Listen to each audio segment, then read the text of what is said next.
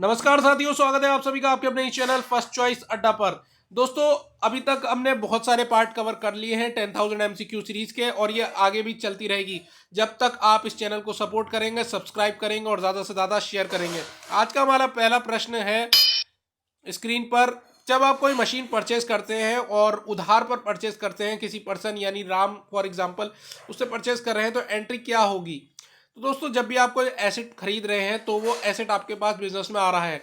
Asset आने पर उसको डेबिट किया जाता है और जिससे आप खरीदते हैं उधार में, उसका नाम क्रेडिट किया जाता है। नेक्स्ट प्रश्न है, any difference appeared in trial balance is transfer to. जब भी कोई डिफरेंस अपेयर होता है ट्रायल बैलेंस में, और वो तभी आता है जब डेबिट क्रेडिट जो बैलेंसेस हैं वो इक्वल नहीं हो रहे हैं, तो ऐसे डिफरेंस को सस्पेंस अकाउंट में टेम्परेरी तौर पर डाल दिया जाता है। Which entry will be recorded in purchase book. Purchase book में कौन सी एंट्री लिखी जाएगी? तो देखिए, परचेज गुड्स ऑन क्रेडिट, जब भी आप उधार में कोई माल खरीदते हैं तो वो परचेज बुक में लिखा जाता है। Which of the following is direct expense, यानी डायरेक्ट खर्चा है। ऐसे खर्चे जो फैक्ट्री से रिलेटेड होते हैं वो डायरेक्ट खर्चों की कैटेगरी में आते हैं। फ्रेट इनवार्ड उनमें से एक है। Net profit is known by the help of. Net profit आप तभी निकाल सकते हैं जब आप प्रॉफिट एंड लॉस अकाउंट बनाते हैं। ग्रॉस प्रॉफिट निकालने के लिए आपको ट्रेडिंग अकाउंट बनाना होगा, और नेट प्रॉफिट निकालने के लिए आपको प्रॉफिट एंड लॉस अकाउंट की जरूरत पड़ेगी। गुडविल एक एसेट है इंटेंजिबल। दोस्तों, गुडविल एक पेटेंट, एक ट्रेडमार्क, एक इंटेंजिबल एसेट्स की कैटेगरी में आता है। Balance sheet shows, balance sheet क्या दिखाती है? बैलेंस शीट फाइनेंशियल पोजीशन दिखाती है, तो इसका सही उत्तर है पहला, financial position. Indian partnership act कब निकल कर आया था? दोस्तों, इंडियन पार्टनरशिप एक्ट 1932 में आया था। सही जवाब है ऑप्शन नंबर सेकेंड। आउटस्टैंडिंग खर्चे आर शोन एज। आउटस्टैंडिंग खर्चे एक तरीके से लाइबिलिटी है। ऐसे खर्चे जो आपको देने थे पर आपके ड्यू हो गए हैं और आपने अभी तक दिए नहीं है। फॉर एग्जांपल रेंट या सैलरी किसी पर्सन की आपने रोक के रखी है और उसने आपको सर्विस दे दी है, ऐसे में आपकी लाइबिलिटी बनती है। Goods sold on credit are recorded in. जब भी आप कोई माल उधार पर बेचते हैं तो ऐसे में उसको सेल्स बुक में रिकॉर्ड किया जाता है।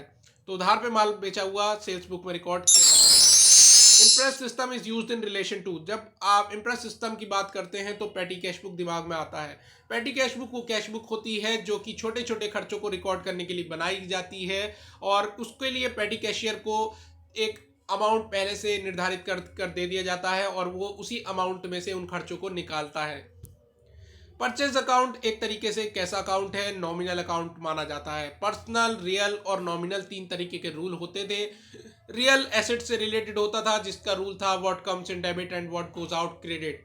पर्सनल का रूल था रिसीवर डेबिट गिवर क्रेडिट। और नॉमिनल रूल वो रूल माना जाता है जिसमें खर्चों और लॉसेस को डेबिट किया जाता है और इनकम एंड गेन्स को क्रेडिट किया जाता है। तो सही जवाब है नॉमिनल अकाउंट।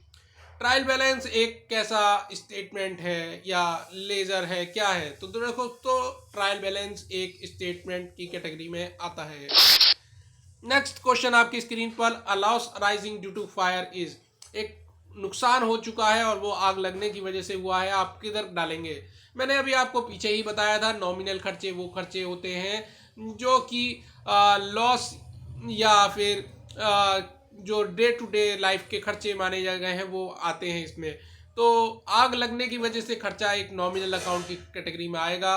रियल में एसेट्स का आना जाना रिकॉर्ड किया जाता है, और पर्सनल के अकॉर्डिंग रिसीवर और गिवर किसी पर्सन से रिलेटेड ये होता है। Accounting standard 26 is related to. AS 26 जो स्टैंडर्ड है वो इंटेंजिबल एसेट से रिलेटेड है।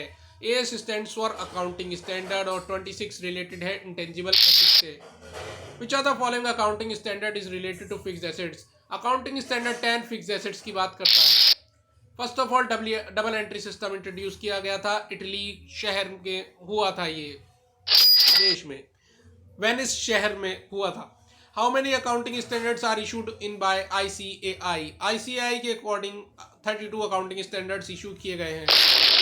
assumption that a business enterprise will not sold or liquidated in near future। Going concern concept एक ऐसी assumption है जो कहती है कि बिजनेस जो है वो चलता रहेगा और आने वाले टाइम में ना तो वो सोल्ड किया जाएगा और ना ही बंद होगा। जब भी कोई बिजनेसमैन बिजनेस की शुरुआत करता है तो वो इसी इंटेंशन के साथ करता है। गोइंग कंसर्न कंसेप्ट इसमें बिल्कुल सही है। Which convention employs that the accounting practice should remain from year to year. यानी कंसिस्टेंसी एक ऐसी अकाउंटिंग प्रैक्टिस है जो साल दर साल चलती रहती है। और इसके अंतर्गत मैं एक एग्जांपल देना चाहूँगा, जैसे कि आप कोई डेप्रिसिएशन का मेथड यूज़ कर रहे हैं, एसएलएम मेथड और डब्ल्यूडीवी मेथड, दो तरीके के मेथड होते हैं। और अगर आप स्ट्रेट लाइन मेथड को यूज़ करते हैं तो साल दर साल आपको वही स्ट्रेट लाइन मेथड यूज़ करना पड़ता है।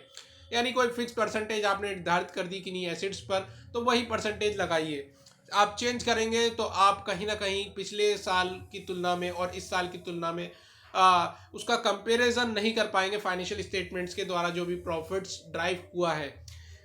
नेक्स्ट क्वेश्चन आपकी स्क्रीन पर, रोहन रेहर return goods worth ₹10,000 to Sohan as he found them defective. कौन सा डॉक्यूमेंट आप बनाना चाहेंगे? सोहन के द्वारा ये आपको करना है। तो सोहन के द्वारा जो अकाउंट डेबिट नोट बनेगा या क्रेडिट नोट बनेगा, तो दोस्तों सोहन बनाएगा इसको क्रेडिट नोट। यानी रोहन माल वापसी कर रहा है तो सोहन अपनी अकाउंटिंग बुक्स में क्रेडिट नोट बनाकर उस माल को वापस लेगा। स्प्लिट डी कॉप्स का मतलब क्या होता है? स्प्लिट डी कॉप्स का मतलब होता है यूनियन इज स्ट्रेंथ। तो सही उत्तर हो जाएगा union is strength. Right job for the right man is the principle propounded by. यानी सही जॉब सही आदमी के लिए है और ये प्रिंसिपल प्रोपाउंड किया था हेनरी फायोल ने। यानी जब भी आप किसी काम पर किसी व्यक्ति को रखते हैं तो आपको देखना पड़ेगा कि वो काम वो का व्यक्ति कर भी पाएगा या नहीं कर पाएगा। यानी उसकी क्वालिफिकेशन के अकॉर्डिंग, उसकी कैपेबिलिटी स्किल के अकॉर्डिंग ही उसको वो काम दिया जाएगा। मैनेजर की ड्यूटी करने वाले को मैनेजर का काम और पियोन की ड्यूटी करने वाले को पियोन का काम रखा जाता है।